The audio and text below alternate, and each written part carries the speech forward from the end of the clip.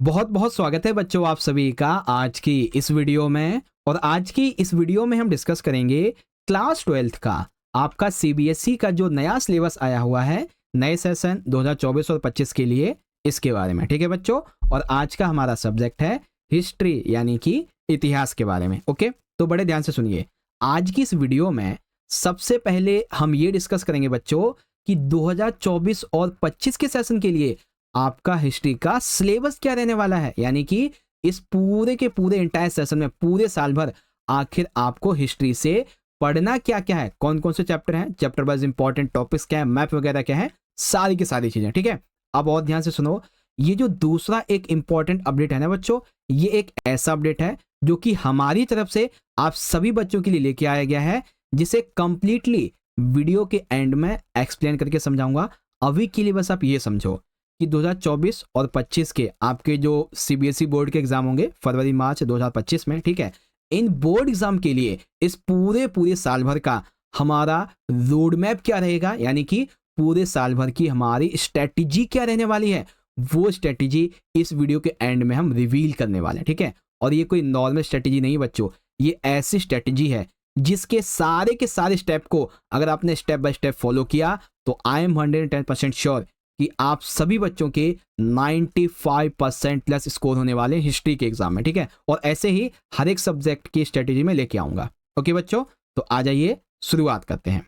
Video में आगे बढ़ने से पहले आप सभी बच्चों का कोई भी क्वेरी, क्वेश्चन या डाउट होता है तो ये हमारी इंस्टाग्राम की आईडी है बच्चों, आप फॉलो करके मैसेज करके डाउट वगैरह पूछ सकते हो। ठीक है, अब आप सभी बच्चे हमारे नए टेलीग्राम को ज्वाइन कीजिएगा, नए टेलीग्राम ग्रुप को, ठीक है, जो कि है JSK 12th क्लास। ठीक है, यहाँ पे आपको इंपॉर्टेंट नोट्स, PDF अपडेट वगैरह मिल जाएंगे। ठीक है, टेलीग्राम पे सर्च भी कर सकते हो, बाकी लिंक आपको मैं वीडियो के डिस्क्रिप्शन में दे दूंगा, वहां से जाके भी कर सकते हैं। ठीक है, चलिए शुरुआत करते हैं। देखिए, सबसे पहले आपको ये समझना जरूरी होगा कि क्लास 12th के हिस्ट्री में आपकी टोटल कितनी बुक्स होने वाली हैं 2024 और 25 के सेशन के लिए। ओके, थोड़ा सा आपको रिमाइंड करवा देता हूं बच्चों। देखो, 11th में आपने पढ़ा था वर्ल्ड हिस्ट्री के बारे में, ठीक है, इसीलिए आपकी इसमें एक ही किताब थी। लेकिन 12th में आप पढ़ोगे बच्चों इंडियन हिस्ट्री यानी कि भारतीय इतिहास के बारे में पढ़ोगे। ठीक है, इसीलिए इसमें आपकी 3 बुक हैं।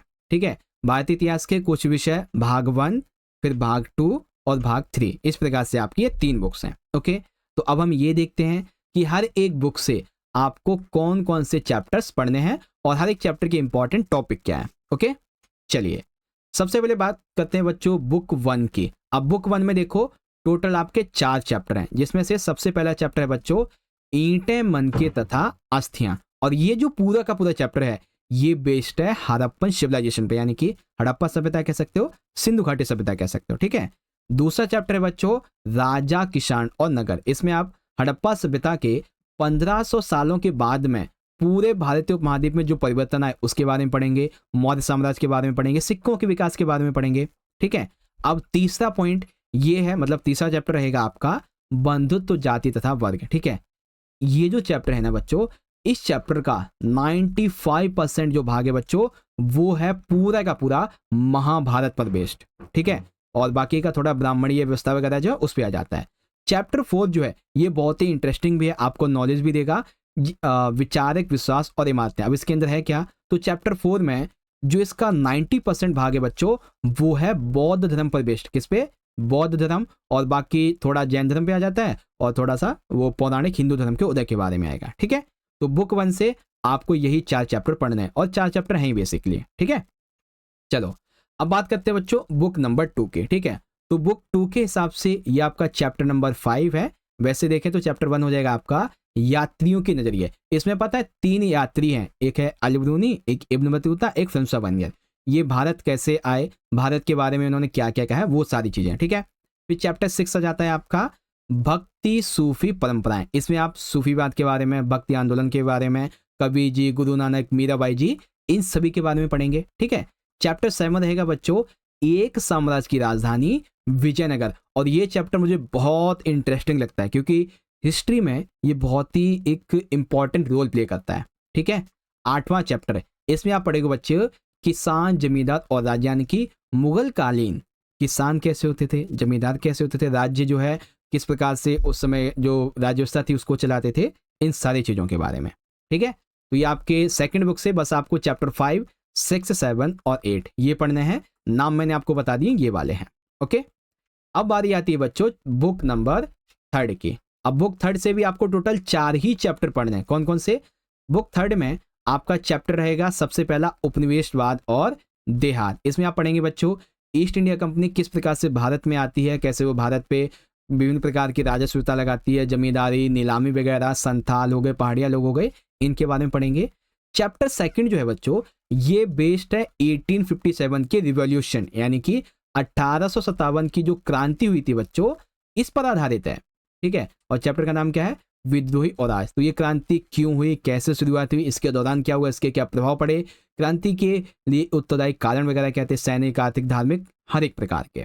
ठीक है, तीसरा आप पढ़ेंगे महात्मा गांधी और राष्ट्रीय आंदोलन के बारे में। महात्मा गांधी ने जितने भी राष्ट्रीय आंदोलन चलाए, जैसे कि नमक सत्याग्रह हो गया, असहयोग आंदोलन हो गया, ठीक है, चंपारण, खेड़ा सत्याग्रह हो गया, भारत छोड़ो आंदोलन हो गया, सारी की सारी चीजें आप इसमें पढ़ेंगे। ठीक है, और चौथा पॉइंट, ये तो आपका वो था ना 11th में पॉलिटिकल साइंस में चैप्टर 1 संविधान वाला। ठीक है, तो उसी का थोड़ा सा बड़ा रूप है जिसमें आप पढ़ेंगे संविधान का आखिर निर्माण कैसे हुआ। ठीक है, संविधान सभा में टोटल 4 से 5 ऐसे मुद्दे थे बच्चों जिसको लेकर बहस छिड़ी थी। तो उन मुद्दों को, जैसे हिंदी को राष्ट्रभाषा होना चाहिए, यानी आरक्षण को लेकर पृथक निर्वाचिका हो गई, और भी 2-3 टॉपिक हैं। ठीक है, राज्य शक्तिशाली हो, केंद्र शक्तिशाली हो, इसको लेकर जो बहस हुई थी वो यहाँ पे आपको पढ़नी है। ठीक है, थोड़ा सा आपको रिमाइंड करवा देता हूँ बच्चों, आप चाहें तो यहाँ से देख सकते हैं। देखो पूरा का पूरा आपका जो सिलेबस है वो ये रहेगा। आपको बुक 1 से, ठीक है ना, ये टोटल 4 चैप्टर पढ़ने हैं, चैप्टर 1, 2, 3 एंड 4। फिर बुक 2 से आप देख सकते हैं चैप्टर 5, 6, 7, 8 पढ़ना है। और बुक आपकी जो 3 है इसमें देख लीजिएगा, अगर आपके पास में नई किताब होगी तो उसमें यहाँ पे 9वां चैप्टर लिखा होगा, इस पे 10वां लिखा होगा, यहाँ पे 11वां और 12वां। ठीक है, जिनके पास में पुरानी किताब होगी उसमें 10वां, 11वां और 13वां, 15वां लिखा होगा। ठीक है, चैप्टर के नाम के हिसाब से आप यहाँ पे देख सकते हैं। ठीक है, तो ये तो हो गया हमारा कंप्लीट सिलेबस, आपको मैंने यहाँ पे भी समझा दिया अच्छे तरीके से। अब समझते हैं बच्चों अपनी स्ट्रेटेजी के बारे में। ठीक है, तो बड़े ध्यान से सुनो।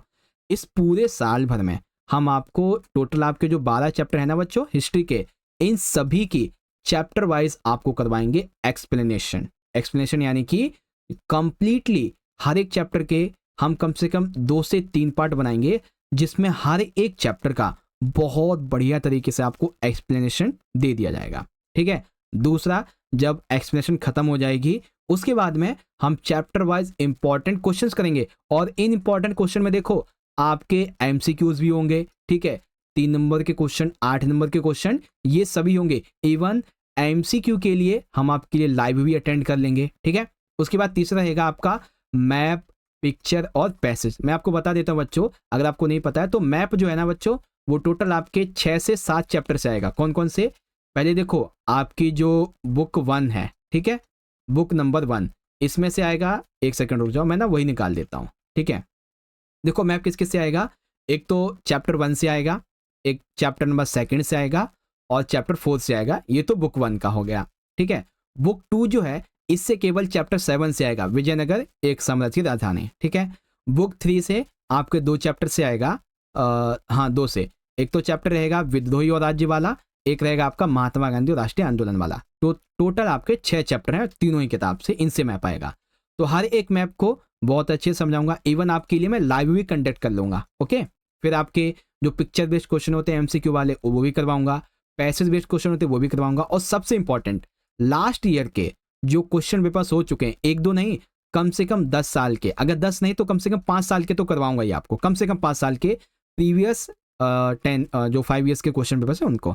और बाकी जिस प्रकार से बच्चों हमने आपको 11th में आपको 8 से 10 पेपर करवाए थे, उसी प्रकार से 12th में भी हम आपको कम से कम 10 most important sample question paper with solution के साथ में करवाएंगे।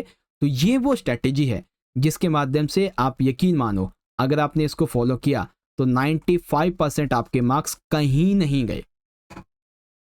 ठीक है, तो बस यही थी आज की ये वीडियो, जिसमें मैंने आपको अच्छे से समझा दिया है कि आपका सिलेबस क्या रहने वाला है, और सिलेबस को अगर अच्छे से समझना है तो आप सारी चीज़ों को एक ही बार में यहाँ से देख सकते हो। ठीक है, स्ट्रेटेजी क्या रहने वाली है वो भी सारी चीज़ें आपको मैंने अच्छे से समझा दी हैं। ओके, अब आप सभी बच्चों को वीडियो अच्छा लगा हो तो ज़्यादा से ज़्यादा इस वीडियो को लाइक कर दीजिए, अपने सभी दोस्तों के साथ में ज़्यादा से ज़्यादा शेयर कर दीजिए, और हाँ कमेंट बॉक्स में जरूर बताइएगा कि आपको वीडियो कैसे लगी। ठीक है, चैनल पे पहली बार आए हो तो सब्सक्राइब कर लो, और कर रखा है तो मेक श्योर जो बेल नोटिफिकेशन है उसे आपने ऑल पे सेट कर रखा हो, ताकि हर एक वीडियो का नोटिफिकेशन आपके फोन पर पहुंच सके और आपकी वीडियो की तैयारी, आपकी एग्जाम की तैयारी अच्छे से अच्छे हो सके। ठीक है, मिलते हैं अगली वीडियो में। बहुत बहुत धन्यवाद। जय हिंद, जय भारत, वंदे मातरम।